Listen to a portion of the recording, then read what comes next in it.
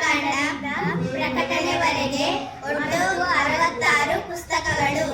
ಆದಿಕಾಂಡ, ವಿಮೋಚನ ಕಾಂಡ, ಯಾಜಕ ಕಾಂಡ, ಅರಣ್ಯ ಕಾಂಡ, ಧರ್ಮೋಪದೇಶ ಕಾಂಡ, ಯೆಹೋಶುವನು, ನ್ಯಾಯಸ್ಥಾಪಕರು, ರೂತಳು, 1ನೇ ಸಾಮುವೇಲನು, 2ನೇ ಸಾಮುವೇಲನು, 1ನೇ ಅರಸುಗಳು, 2ನೇ ಅರಸುಗಳು, 1ನೇ ಪೂರ್ವಕಾಲ ವೃತ್ತಾಂತ, 2ನೇ ಪೂರ್ವಕಾಲ ವೃತ್ತಾಂತ, ಏಜ್ರನು, ನೆಹೆಮೀಯನು, ಎಸ್ತೇರಳು, ಯೋಬನು, ಕೀರ್ತನೆಗಳು, ಜ್ಞಾನೋಕ್ತಿಗಳು, ಪ್ರಸಂಗಿ, ಪರಮಗೀತೆ, ಯೆಶಾಯನು, ಯೆರೆಮೀಯನು, ಪ್ರಲಾಪಗಳು, ಯೆಹೆಜ್ಕೇಲನು, ದಾನಿಯೇಲನು, ಹೋಶಾಯನು, ಯೋವೇಲನು, ಆಮೋಸನು, ಓಬದ್ಯನು, ಯೋನನು, ಮೀಕನು, ನಹೂಮನು, ಹಬಕ್ಕೂಕನು, ಶೆಫಾನನು, ಹಗ್ಗಾಯನು, ಜಕರ್ಯನು, ಮಲಕಿಯನು, ಮತ್ತಾಯನು, ಮಾರ್ಕನು, ಲೂಕನು, ಯೋಹಾನನು, ಅಪೊಸ್ತಲ ಕೃತ್ಯಗಳು, ರೋಮಾಪುರದವರಿಗೆ ಬರೆದ ಪತ್ರಿಕೆ, 1ನೇ ಕೊರಿಂಥದವರಿಗೆ, 2ನೇ ಕೊರಿಂಥದವರಿಗೆ,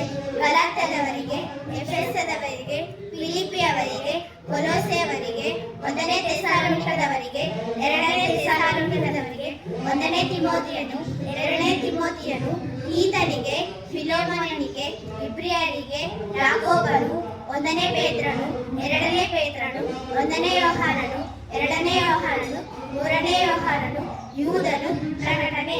ಆಮೆನ್.